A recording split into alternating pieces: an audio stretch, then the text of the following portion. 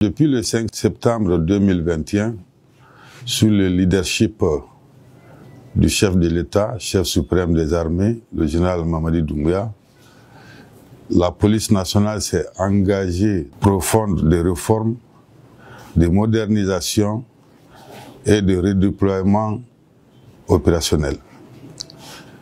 Sur le plan institutionnel, nous avons œuvré à renforcer la gouvernance interne, la discipline et la redevabilité en réorganisant les directions centrales, régionales et spécialisées. L'objectif est clair, faire de la police guinéenne une administration moderne, efficace et ancrée dans la culture du résultat.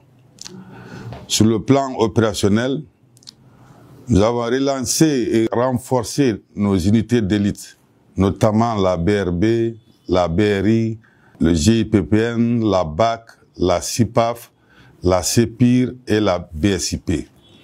Ces unités interviennent désormais avec un haut niveau de professionnalisme sur tout le territoire national pour lutter contre le grand banditisme, le terrorisme et la criminalité organisée, tout en assurant le maintien de l'ordre public. Sur le plan logistique et infrastructurel, de grands efforts ont été consentis pour moderniser les infrastructures et renforcer les moyens matériels. Nous avons procédé à la réhabilitation de commissariats, à la dotation en véhicules opérationnels et équipements de protection et en moyens de communication modernes. Ces améliorations renforcent la mobilité de nos unités et la sécurité de nos agents sur le terrain. Sur le plan technologique, la digitalisation de l'administration policière est désormais une réalité. Nous avons modernisé le fichier national de gestion du personnel, mis en place un centre d'appel doté d'un système de géolocalisation et introduire des outils numériques d'identification et de suivi opérationnel. Ces innovations traduisent notre volonté d'inscrire la police guinéenne dans le sphère du numérique et d'améliorer la traçabilité de nos actions. Sur le plan de la formation constitue un pilier essentiel de notre stratégie. Nous avons multiplié les sessions de renforcement des capacités pour préparer nos agents aux nouveaux défis sécuritaires, notamment le terrorisme, la cybercriminalité et la criminalité transfrontalière. En 2025, le bilan est particulièrement éloquent. 49 sessions de formation à l'étranger ont permis de former 104 officiers de police en collaboration avec 13 pays partenaires. L'Inde, le Ghana, le Botswana, la Côte d'Ivoire, l'Égypte, l'Italie, la France, l'Espagne, le Cameroun, le Mali, la Chine, la Russie, le Sénégal et le Nigeria.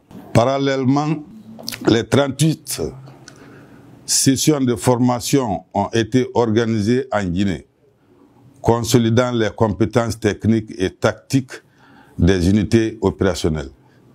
Ces résultats témoignent de la volonté du commandement d'élever la police guinéenne à un haut niveau de performance et de professionnalisme. En perspective, nous comptons poursuivre et approfondir cette dynamique de modernisation.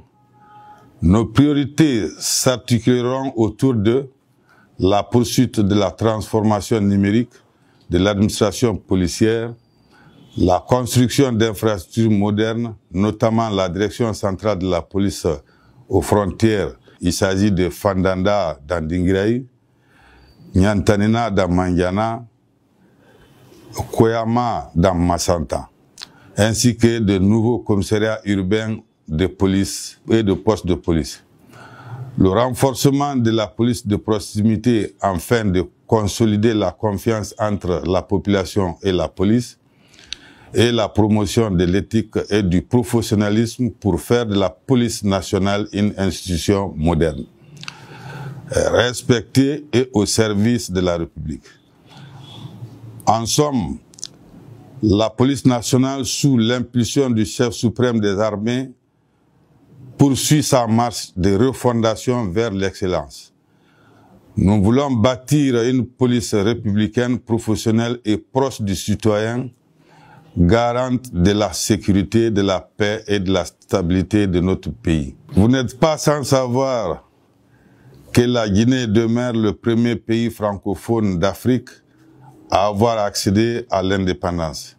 Ce choix historique, courageux et assumé a fait de notre nation un symbole de dignité, de souveraineté et de fierté africaine.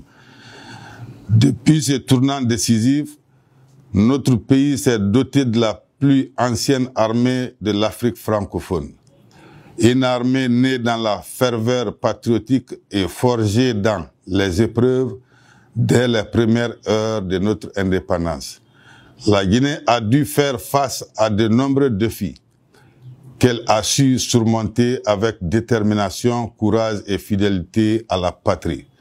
Aujourd'hui encore, cet héritage de bravoure et de résilience